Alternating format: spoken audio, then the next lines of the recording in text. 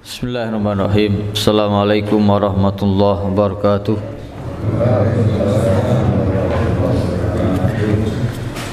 Innal hamdalillah nahmaduhu wa nasta'inuhu wa nastaghfiruh wa na'udzu billahi min syururi anfusina min sayyiati a'malina may yahdihillahu fala mudhillalah wa may yudlil fala hadiyalah. Asyhadu an la ilaha illallah wahdahu la syarikalah wa asyhadu anna Muhammadan abduhu wa rasuluhu la nabiyya ba'dah. Alhamdulillah, segala puji hanya bagi Allah atas segala nikmatnya, atas segala karunia-Nya. Semoga kita bisa senantiasa bersyukur kepada Allah Subhanahu wa taala atas segala nikmat ini, atas segala karunia ini.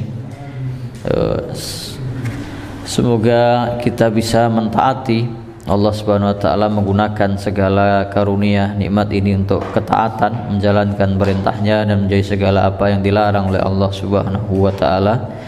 Salawat dan salam kita sampaikan kepada Nabi kita Muhammad sallallahu alaihi wasallam.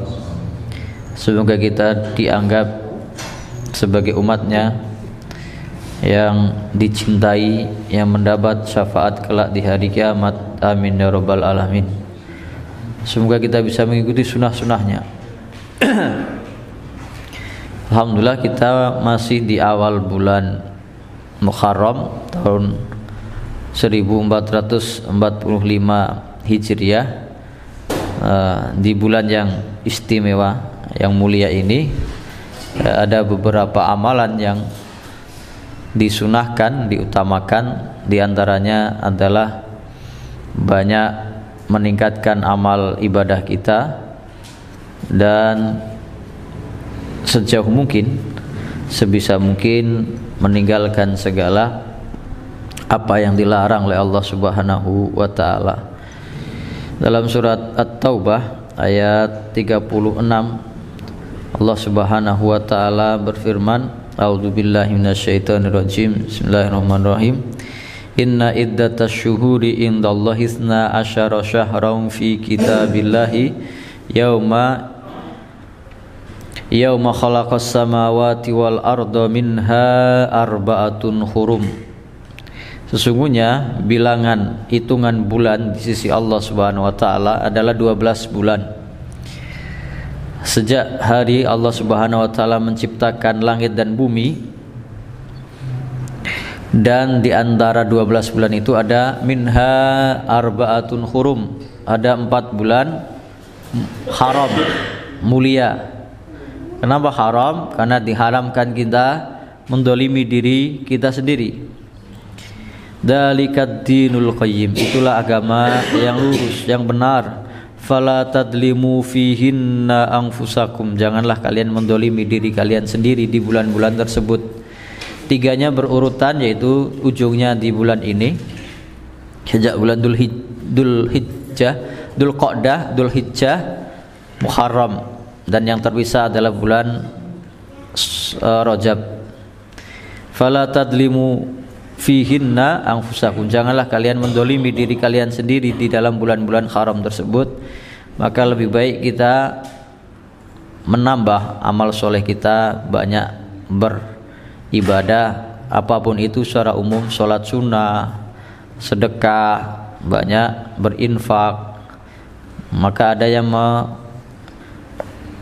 membuat gerakan santunan anak yatim dan lain sebagainya. Kemudian puasa, ada puasa khusus, yaitu puasa Asyura. Maka dalam bahasa Jawa kita sekarang di bulan Syuro. Syuro dari kata Asyura. Asyura artinya 10. Jadi puasa tanggal 10.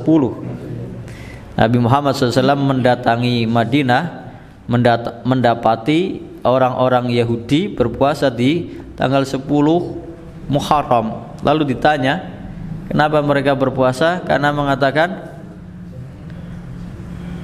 itu hari dibebaskannya Bani Israel dari penindasan Fir'aun dan bala tentaranya. Nabi Musa diselamatkan dari Laut Merah, maka mereka berpuasa. Maka Nabi Muhammad SAW mengatakan kalau umat Islam itu lebih berhak untuk berpuasa di hari tersebut. Maka berpuasa di hari Asyura tanggal 10. Mungkin hitungan kita hari Jumat. Tapi untuk menyelisihi Yahudi, Nabi Muhammad SAW bersabda, lau baqaitu fil qabil, kalau saya sampai masih hidup di tahun depan, la asuman natasi, aku akan berpuasa di tanggal 9-nya untuk menyelisihi Yahudi.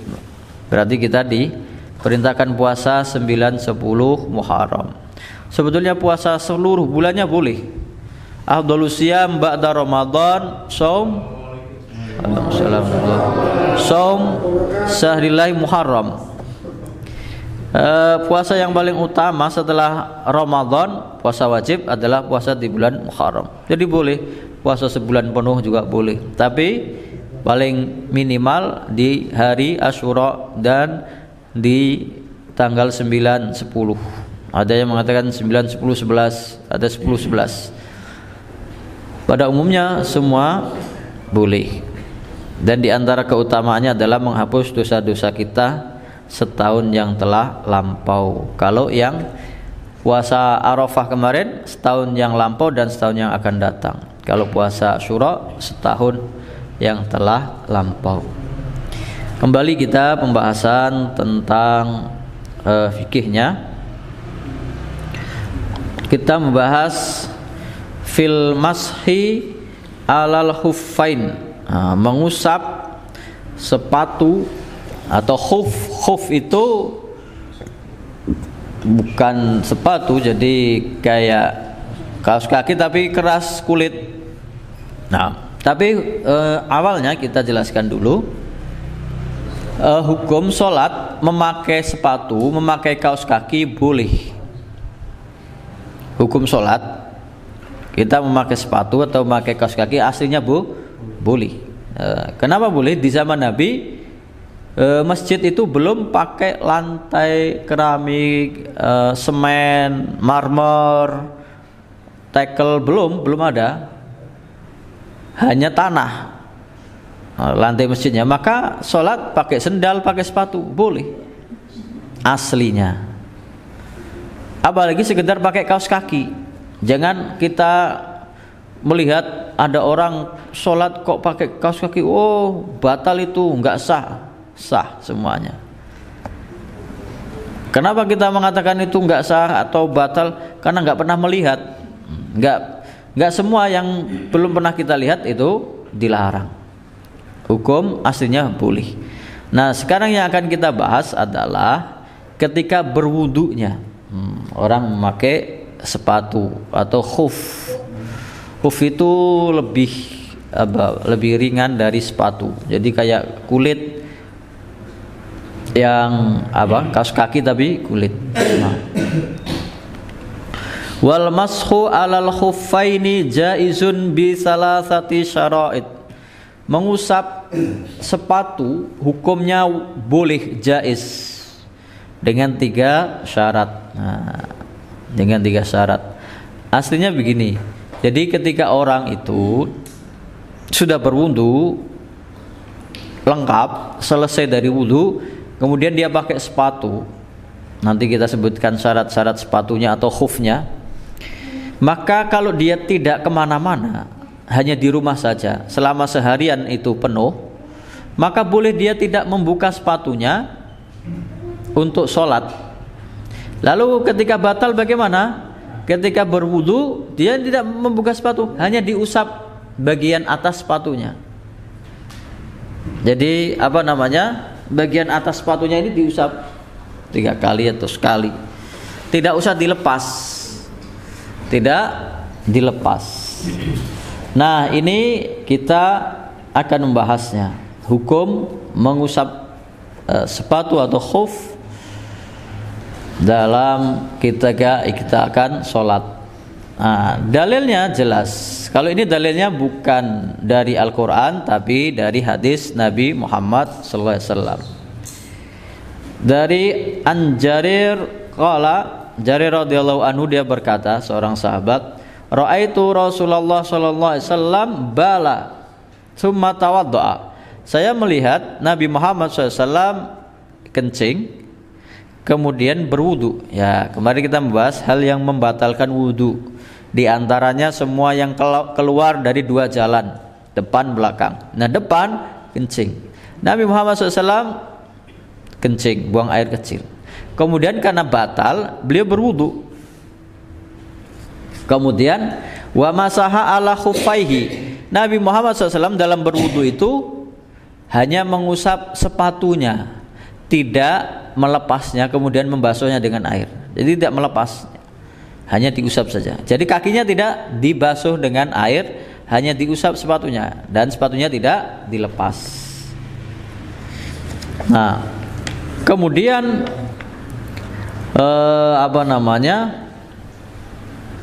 ulama sepakat ijma bahwa hukum mengusap sepatu ini boleh hukumnya. Tapi ada beberapa aliran yang mengatakan tidak boleh. Aliran, kita katakan ada orang yang mengaku Islam. Di antaranya Syiah Rafidhah. Orang Syiah mengatakan nggak boleh mengusap sepatu ketika berwudu, atau gantinya wudu ketika membasuh kaki. Nah, kemudian banyak sahabat yang meriwayatkan bolehnya. Imam Hasan Al-Basri, seorang tabi'in, mengatakan, haddatsani sab'una min ashabi Rasulullah SAW. Ada lebih dari 70 sahabat Nabi Muhammad SAW menceritakan kepadaku, annahu alaihi salatu wassalam kana yamsau alal khuffain. Ada lebih dari 70 sahabat Nabi Muhammad SAW yang menceritakan kepadaku bahwa beliau, Nabi Muhammad SAW, mengusap sepatunya ketika berwudu, tidak dilepaskan. Ini diucapkan oleh Imam Hasan Al-Basri. Dan yang meriwayatkan banyak sekali, tetapi sedemikian kuatnya dalil pun ada orang yang menolaknya. Nah, ini tentang awal hukumnya. Kemudian kita akan membahas tentang syarat-syaratnya. Wal mashu alal khuffain jaizun bi salasati syara'id. Dan mengusap sepatu itu hukumnya boleh, tapi dengan 3 syarat. Yang pertama, an yabtadi'a lubsahuma ba'da kamalit tuhri, yaitu memakai sepatunya setelah bersuci sempurna, berwudu. Wudu selesai baru memakai sepatu. Nanti sepatunya juga ada syaratnya tersendiri. Ini syarat pertama, nanti kita bahas.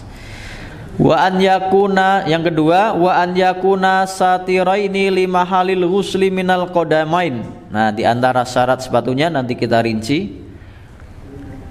Sepatu yang digunakan itu menutup anggota tubuh yang harus dibasuh ketika wudu. Jadi kalau sepatunya kayak sepatu futsal gitu nggak bisa, karena mata kakinya kelihatan. Nah, jadi kayak sepatu pantofel atau sepatu bot, ya itu yang bisa. Kalau sepatunya kayak sepatu olahraga yang kelihatan mata kakinya, berarti tidak bisa. Ini salah satu syaratnya, nanti ada banyak. Yang ketiga, wa an yakuna mimma yumkinu tatabu'ul masyi alaihima. Sepatunya harus yang bisa digunakan untuk berjalan, untuk menempuh perjalanan yang jauh. Karena ini kan rukhsah untuk musafir. Di musafir kalau berpergian kita entah naik bis, entah naik kapal, ketika mau sholat tadi syarat sepatunya seperti itu, nanti kita bahas. Itu nggak usah melepas sepatu ketika berwudu, langsung basuh muka, kedua tangan, kemudian kepala, selesai. Nah, sepatunya hanya diusap saja. Nah, ini 3 syaratnya. Kita bahas satu persatu. Yang pertama, an yabtadi'a lubsahuma ba'da kamalit tuhri, memakai sepatunya setelah bersuci sempurna. Ai anjal bisa al-khuffain jami'an ala taharatin kamilah. Mengenakan, memakai sepatunya setelah wudunya selesai sempurna. Bagaimana wudunya selesai sempurna? Artinya ketika kita berwudu membasuh muka, kedua tangan, kepala, telinga, baru kaki. Setelah kaki yang pertama kita cuci, basuh, lalu kita masukkan memakai sepatu, padahal yang kaki kiri belum dibasuh, berarti kan belum selesai wudunya. Nah, ini tidak boleh. Jadi setelah keduanya selesai, baru dia memakai sepatunya dalam keadaan suci. Demikian juga kalau sudah selesai suci, sudah selesai wudunya suci, begitu masuk mau memakai sepatu sudah batal, sudah kentut, baru memakai sepatu. Berarti ketika memakai sepatu tidak dalam keadaan suci. Nah, ini tidak boleh. Harus ketika memakai sepatunya sudah dalam keadaan suci, sempurna, berwudu, selesai, komplit. Dalilnya mana? Ada seorang sahabat itu, jadi di antara beberapa sahabat itu melayani Nabi Muhammad SAW. Ada Anas bin Malik, ada sahabat yang lain. Di antaranya Al-Mughirah bin Syu'bah radhiyallahu anhu qala, dia berkata, Al-Mughirah ini, sakabtul wadu'a li Rasulillah SAW.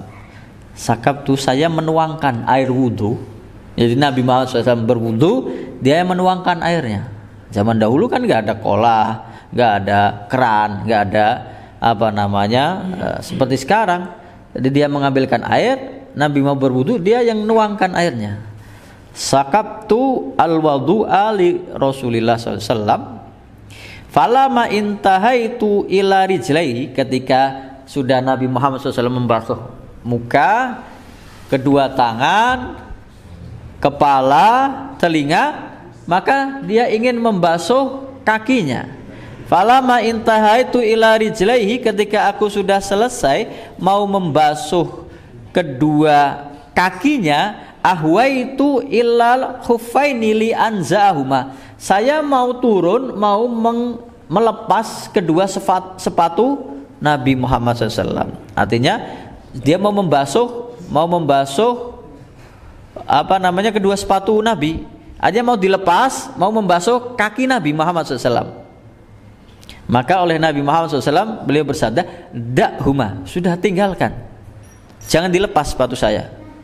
Da'huma fa inni adkhaltuhuma wa huma tahirani, tadi aku memakai kedua sepatu ini, memasukkan kakiku ke sepatu ini dalam keadaan suci. Berarti kalau tidak dalam keadaan suci, tidak boleh kita mengusap sepatu. Ini hadisnya lebih sahih lagi. Ini riwayat Bukhari, Muslim. Nah, ada hadis yang lain sama.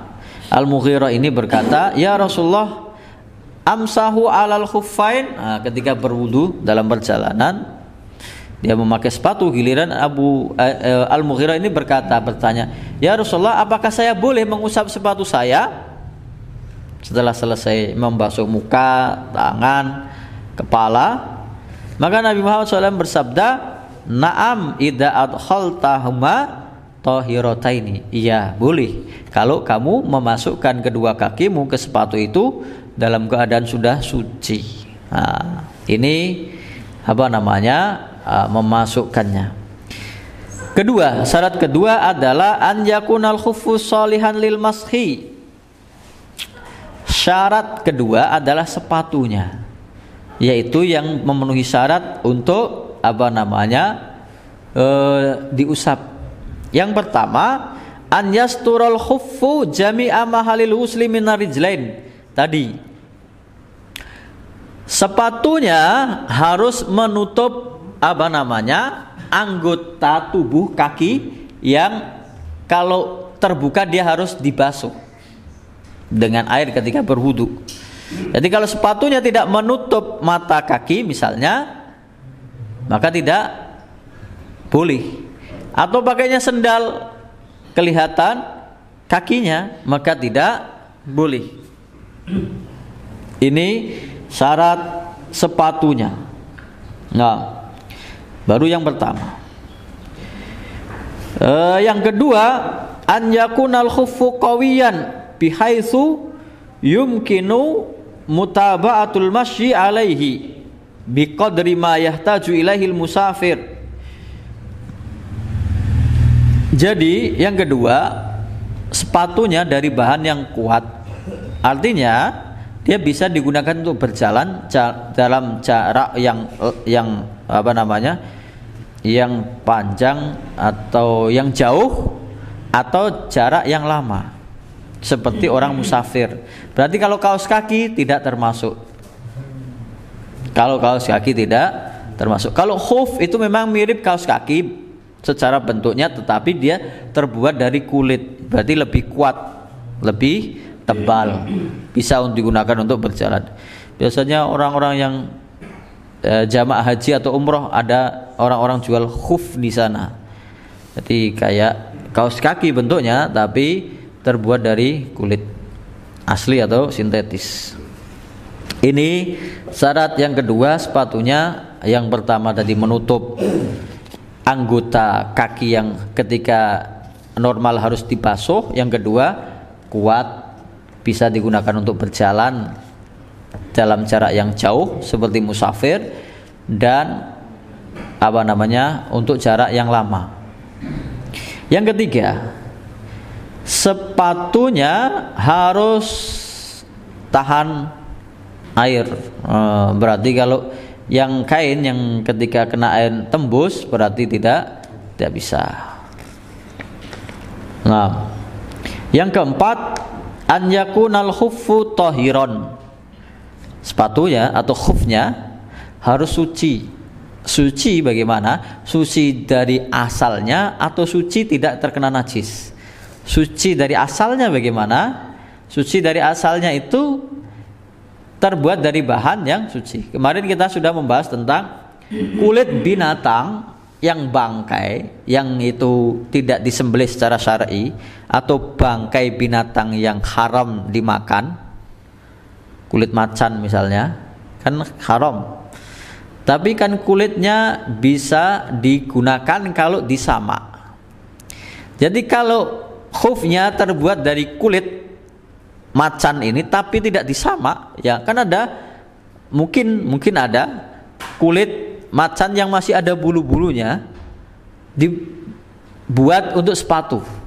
Ketika dipakai nggak boleh kita mengusap sepatu yang terbuat dari kulit macan ini karena tidak disamak, tidak suci. Kenapa? Karena untuk sholat saja nggak boleh, karena najis hukumnya. Hukumnya najis asalnya. Atau dari sepatunya suci, dari kulit binatang yang boleh dimakan sudah disamak, atau dari bahan yang kulit sintetis yang suci. Tapi kena najis, nginjak kotoran binatang yang najis misalnya, maka tidak boleh digunakan. Jadi bahkan sandal pun karena tadi saya jelaskan zaman dahulu lantai Masjid Nabawi itu tanah pasir biasa, tidak ada semennya, tidak ada keramiknya apalagi. Maka Nabi Muhammad SAW sholat memakai sendal. Dalam satu saat ternyata sendalnya itu menginjak kotoran najis, tapi Nabi Muhammad SAW nggak tahu, sholat.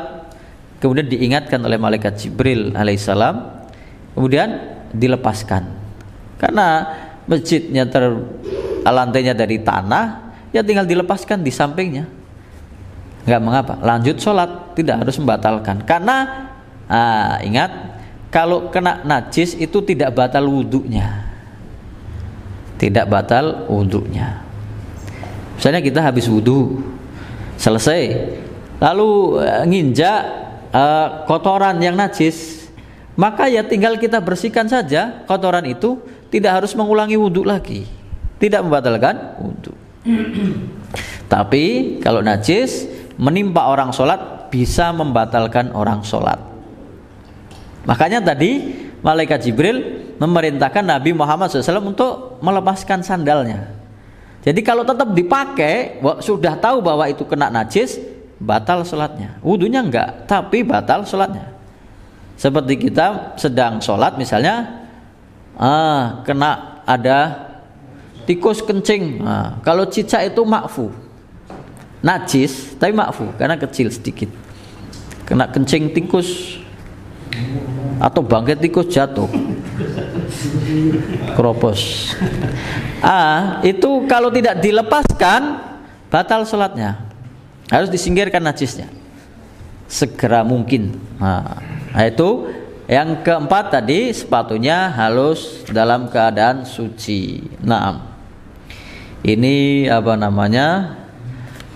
tentang sepatunya. Tadi berapa syaratnya sudah? Ini syarat sepatunya. Sekarang hitungannya. Berapa lama boleh mengusap sepatu? Wa yamsahul muqimu yauman wa lailatan walil musafiri salasatu ayyamin bilayalihinna. Dan orang yang mukim itu tinggal di rumah, tidak kemana-mana, atau tinggal di kotanya, tidak kemana-mana, tidak dalam perjalanan, bukan musafir. Musafir nanti hitungannya, musafir itu perjalanan yang sudah dibolehkan qasar atau jamak. Kalau orang yang mukim boleh mengusap sepatunya selama 24 jam sehari semalam. Kalau orang musafir salah satu ayamin bilayalihinna, 3 hari 3 malam.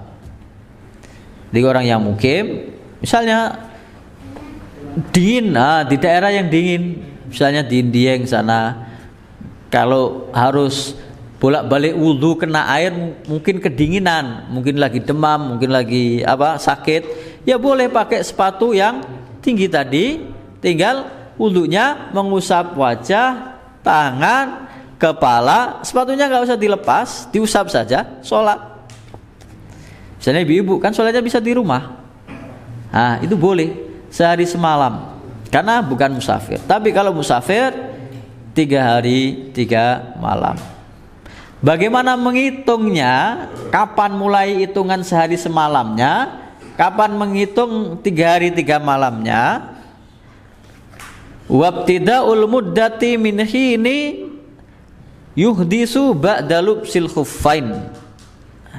Hitungan awal, hitungan 24 jam bagi yang mukim sehari semalam adalah ketika dia berhadas setelah memakai sepatu itu. Contoh, jam 9 pagi atau mungkin jam 7 kita mau berangkat ke kantor, sekolah, atau Pak tentara itu kan sepatunya, iya kan, pantofel atau sepatu tentara itu kan menutup, ya kan. Nah jam 7 dia mau pakai sepatu itu sudah berwudu lengkap, pakai sepatu dalam keadaan suci, selesai, maka dia pakai sepatu itu. Misalnya dari jam 7 itu sampai duhur dia nggak batal, berarti dia sholat duhur tanpa wudu pun dia sudah boleh, ya kan. Kemudian habis itu dia batal jam 1. Itu kita hitung dari awal jam 7 dia nggak melepas sepatu. Jam 1 setelah sholat duhur dia baru batal. Berarti hitungannya awal ngitung waktunya dari jam 1, bukan dari ketika memakai sepatu jam 7, ketika sudah batal wudunya. Berarti dia boleh memakai sepatu itu dari jam 1 siang yang tadi tidak dilepas sampai jam 1 siang berikutnya. Itu orang yang mukim sehari semalamnya dihitung setelah baru berhadas, setelah dia memakai sepatu. Itu yang mukim. Demikian juga yang musafir. Nah, jadi hitungannya sejak dia mulai berhadas dari memakai kedua sepatu tersebut. Nah, Lah hitungannya apakah dia musafir atau mukim bagaimana? Fa in masaha fis safari summa aqama au masaha fil hadari summa safara atamma masha mukimin. Kalau dia mengusap sepatunya itu tadi alasannya karena musafir, harusnya kan 3 hari 3 malam.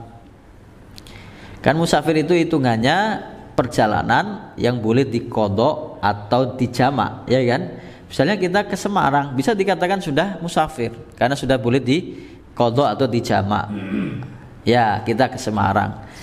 Sampai di Semarang kita masih musafir. Lalu kita mengawali dari mengusap sepatu itu hitungannya sejak di sana. Tapi ternyata urusannya sebentar. Ke Semarang sekarang sudah ada jalan tol paling 1 jam, ya kan? Ada urusan sebentar baru itu pulang. Tapi dia sudah memulai mengusap sepatu tadi. Berarti sudah musafir tapi pulang sebelum 24 jam. Maka dia hitungannya mukim lagi. Hanya 24 jam. Jadi selama 3 hari dia nggak boleh melanjutkan 3 hari karena sudah tidak dalam perjalanan. Kecuali kalau perjalanan itu lebih dari 3 hari. Misalnya ke Surabaya masih perjalanan. Selama 3 hari dia boleh tidak melepas sepatunya. Hanya berwudu, ketika sampai kaki tidak dilepas sepatunya, hanya diusap saja. Nah itu kalau perjalanan 3 hari lebih. Tapi kalau musafir pun kalau cuma sehari, berarti ya hitungannya seperti orang mukim karena belum sampai 2 hari dia sudah pulang. Atau sebaliknya, dia niat memakai sepatu tadi dalam keadaan mukim. Saya mau pakai sepatu, tidak melepasnya, ketika wudhu diusap. Jadi setelah batal tadi dia mengusap, dihitung dari jam 1 siang tadi dia sudah batal. Jadi dia memakai jam 7, ternyata baru pertama batal jam 1, baru mulai. Dia niatnya hanya mukim, tapi kemudian habis asar dia perjalanan jadi musafir. Niatnya mukim tapi ternyata jadi musafir. Atama masha mukim, tapi hitungannya tetap mukim. Jadi batasannya hanya 24 jam, sehari semalam. Kalau ingin melanjutkannya berarti harus dilepas lagi, dia wudhu lagi sempurna, membasuh kakinya, baru dipakai lagi. Ini hitungan musafir atau mukimnya. Kemudian apa yang membatalkan mengusap sepatu ini? Wa yabtulul mashu bi salasati asya, yang membatalkan wudu dengan mengusap sepatu ini dengan 3 hal yang membatalkannya. Bi khal'ihima, yang pertama melepaskannya. Dia kan hitungan awal batal tadi kan jam 1 misalnya, ya kan? Sudah berwudu tapi mengusap sepatu. Habis maghrib dia lupa lepas sepatunya. Ya sudah selesai. Tidak boleh dia mengusap sepatunya lagi karena sudah dilepas. Sengaja atau tidak sengaja. Enggak sengaja lepas. Atau sepatunya sudah lama sobek. Sudah terbuka, yang tadinya ketutup buka. Berarti tidak dilanjut sampai di situ. Bihal ihima, melepaskannya satu atau keduanya. Yang kedua, wanqidha'il muddah, habisnya waktu, jangka waktu. Kalau yang mukim sehari semalam, kalau yang musafir 3 hari 3 malam, selesai jangka waktunya sudah. Yang ketiga, mayujibul ghusla, kalau kena kewajiban mandi besar.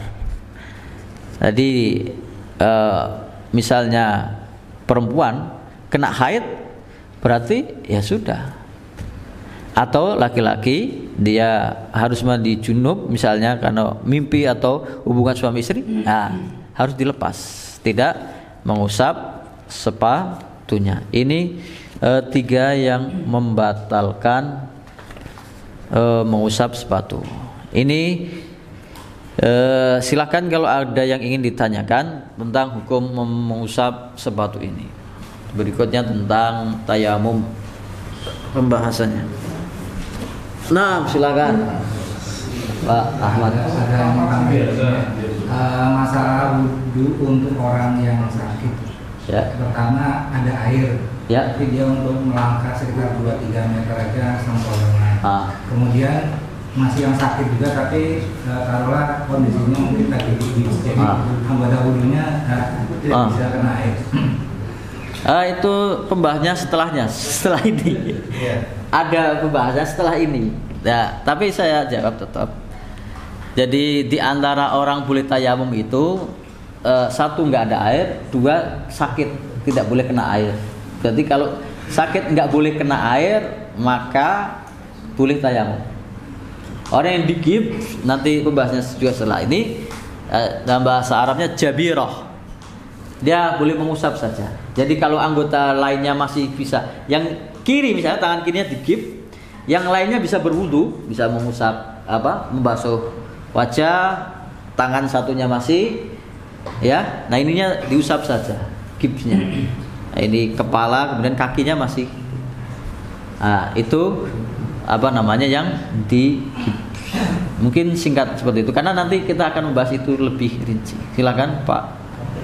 Pak Ustaz, untuk batasan yang dikategorikan safar itu kalau secara jarak itu. Nah, dalam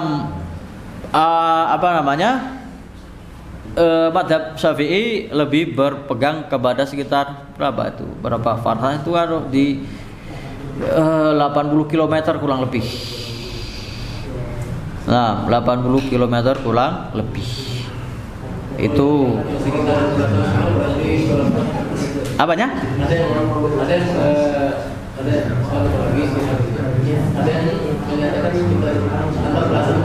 Oh, belasan. Sebetulnya dalilnya nggak ada. Dalilnya untuk mengukur tentang batasan jauhnya safar itu tidak ada yang membatasinya. Maka itu pendapat ulama semua. Maka pendapat itu bermacam-macam. Kalau mau pendapat yang banyak, ada yang mengatakan pokoknya sudah pergi dari kotanya, sudah nggak kelihatan kampungnya, itu safar. Kita ke Pekalongan, Batang udah nggak kelihatan, itu sudah safar. Ini yang paling ringan. Ada yang pokoknya sudah keluar kota, ke Pemalang, itu sudah safar. Nah, kalau kita pakai madhab ini Syafi'i, ya kurang lebih 80 km. Boleh jamak, boleh qashar. Nah, itu ya nanti dibahas di tentang sholat jamak dan sholat qashar. Nah, wallahu taala alam. Ada lagi? Silakan. Ya, monggo. Ya. Makanya itu nanti pembahasannya di sholat jamak dan qashar itu. Kalau madhab Syafi'i, safar itu 3 hari. Yang boleh jangka waktu mengqashar dan menjamak sampai hanya 3 hari. Setelahnya dihitung mukim. Ya. Ada pendapat kedua, selama urusannya belum selesai, dia masih nggak menentu, masih dihitung safar, walaupun sampai sebulan. Contoh, antum ngurus perizinan apalah ke Jakarta, izin bikin perusahaan atau apa, ke dinas apa di Jakarta, perkiraan dia kan safar ke Jakarta paling sehari 2 hari selesai, ya kan? Tapi ternyata ditunggu dia terlunta-lunta dia nunggu di Jakarta sampai sebulan nggak selesai urusannya. Maka karena dia nggak jelas urusannya, nggak jelas kapan selesainya, selama dia menunggu, ketidakjelasan itu masih dianggap musafir. Nah, tapi ada yang membatasi kalau sudah 3 hari sudah sudah bukan musafir lagi, mukim. Seperti itu. Allah taala alam. Nah, sudah. Lanjut pembahasan berikutnya yaitu tayamum. Fit tayamum. Wa syaraitu tayamum khamsatu asya, dan syarat tayamum ada 5. Syarat sah tayamum ada 5. Tadi saya bilang ini pembahasan berikutnya. Yang pertama syaratnya wujudul udri bisafarin au maradin. Adanya udur orang boleh bertayamum ada 2. Bisafarin au maradin. Ini jelas dalilnya dalam ayat surat Al-Maidah ayat 6 tentang wudu dan tentang tayamum. Tentang wudu dan tentang tayamum. Wa in kuntum marda aw ala safarin aw jaa ahadum minkum minal ghaiti aw lamastumun nisaa falam tajidu ma'an fatayammamu sa'idan thayyiba famsahu bi ru'usikum wa aydikum minhu. Kalau kalian dalam keadaan sakit atau dalam perjalanan atau sudah batal tadi dari WC keluar, yang membatalkan kamu dua jalan depan belakang, atau menyentuh perempuan, kalau madhab Syafi'i menyentuh, kalau madhab yang lain berhubungan suami istri. Falam tajidu ma'an, tidak ada air, kalian tidak mendapati air, fatayammamu, maka tayamumlah, sha'idan thayyiban, dengan tanah yang suci, yang baik. Famsahu, maka basuhlah, usaplah, biwujuhikum, wajah kalian, wa aidikum minhu, dan kedua tangan kalian. Maka tadi syarat tayamum yang pertama, kita baru membahas yang pertama, wujudul udri, adanya udur, tidak bisa pakai air. Kenapa tidak bisa pakai air? Satu, sakit, kedua, safar, perjalanan. Kita bahas satu persatu. Yang pertama adalah safar, perjalanan, naik pesawat, nggak ada air. Kalau ada bisa kita wudu. Kalau apalagi sekarang, makanya wudu Nabi Muhammad SAW itu kalau pakai air aqua yang setengah liter itu 500 ml itu cukup untuk wudu. Kan sudah banyak prakteknya itu. Hanya sedikit mengusap wajah, yang wajib saja, nggak usah sampai 3 kali, nggak usah. Sekali asal kena semua, tangan, kepala, telinga, kaki. Aqua yang botol sedang itu cukup. Nah, kalau tidak ada air baru boleh bertayamum.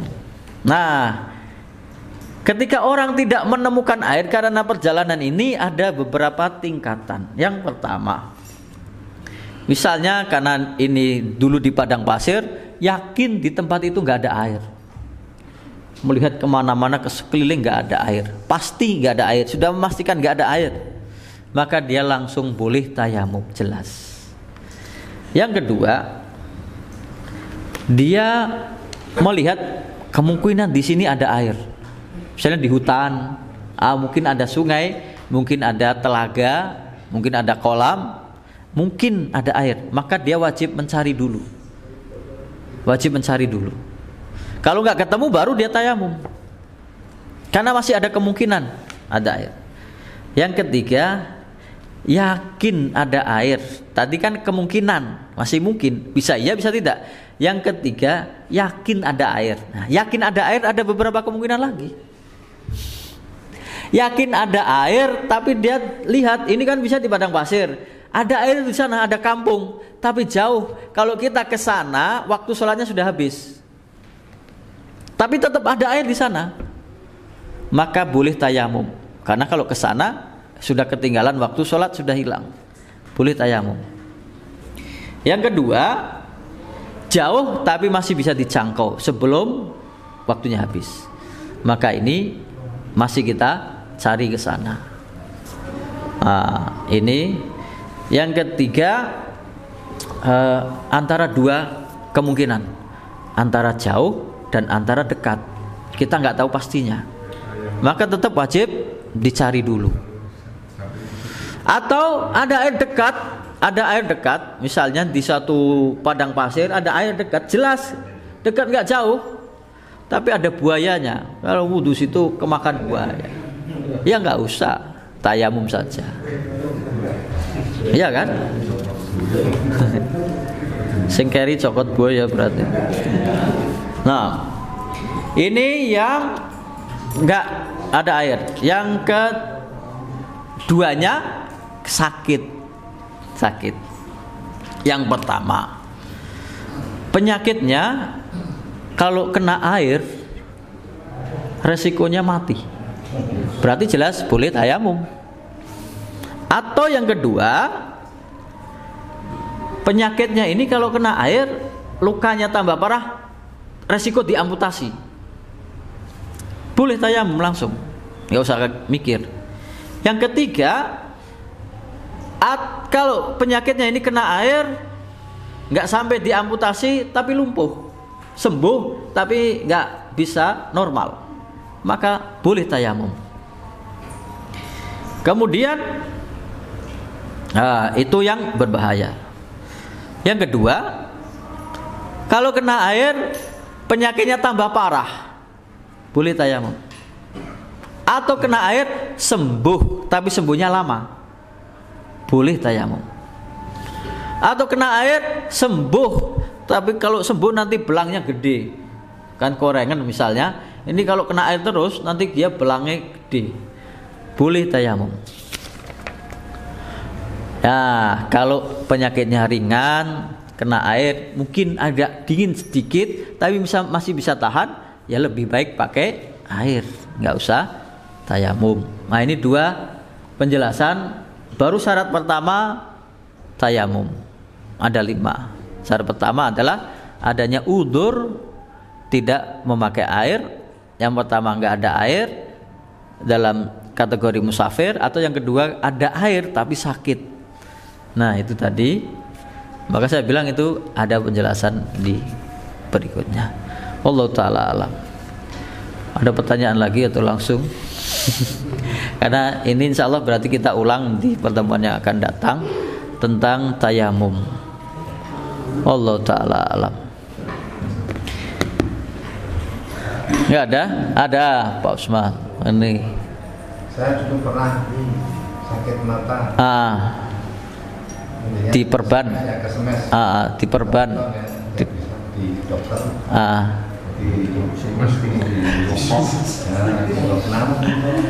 Itu nggak boleh Kena air. bangun. Oh, nggak boleh bangun ya. Bangun. Jadi Berbaring. berbaring. Nggak boleh berdiri. Ya. Pokoknya kepalanya. Harus terlentang. Ini ada pendarahan di. Ya. Nah, kan sholat itu kalau wudhunya ya bisa tayamum tadi, ya kan? Karena nggak bisa. Nah, kemudian sholatnya ya dengan berbaring. Sholatnya dengan berbaring. Ya kan berbaring. Sholat itu kalau tidak bisa berdiri dengan duduk, kalau tidak bisa duduk dengan berbaring, kalau tidak bisa berbaring dengan isyarat. Kalau sudah tidak bisa dengan isyarat, sholatnya di sini, di depan sendiri, disolati.